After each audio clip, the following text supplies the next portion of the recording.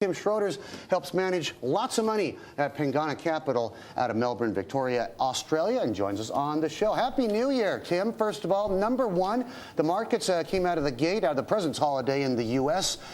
With quite a bang there. Do you think we've got a rally in the making here?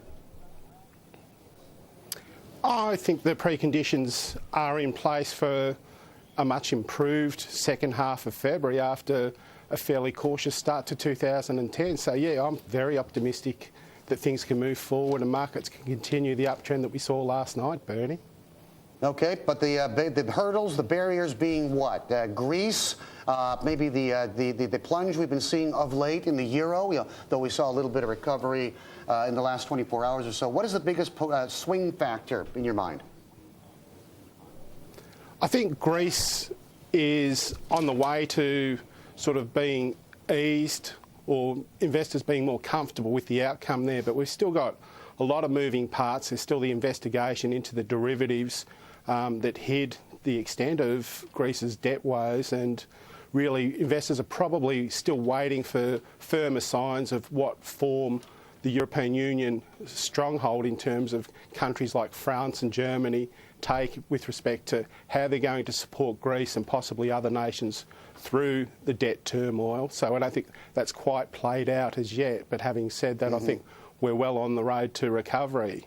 Elsewhere, China's continued credit constraints and motivations to limit credit growth are concerns in terms of China being such an important growth engine for the global economy. So we need to watch that closely, but having said that, I'm very optimistic that the preconditions are in place economically for a much improved 2010. Tim, what would be the defining theme as you sort of look at where to lay the bets for the rest of the year? Contrary to a lot of expectations of a potentially dramatic slowdown in China because of the tightening and the crazy lending that we've seen in the past many months, you think things are going to barrel along, and feeding China's appetite for things, raw materials, piles of Australian stuff is one of your top themes. I mean, it is very, very present in your portfolio construction.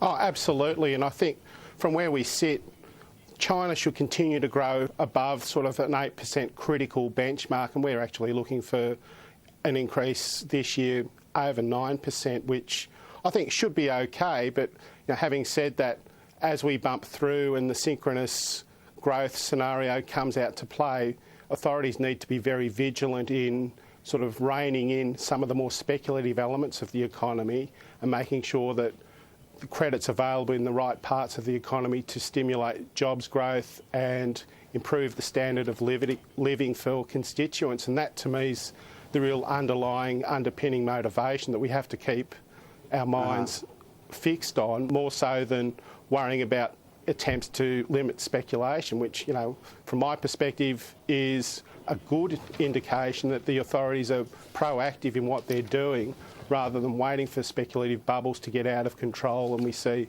things that basically explode and end in tears.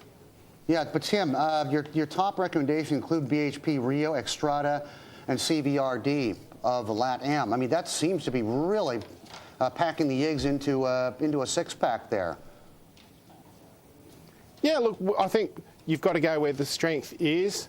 One of the real features of the recovery, say, since March last year has been that not all sectors of the economy have grown at the same pace, that there are winners and losers within the global economy, and we still see China being a stronghold and a real engine for global growth.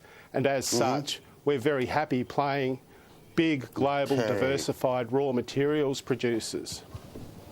Tim, appreciate your time, okay? Have a great rest of the week. Tim Schroeders, Pengana.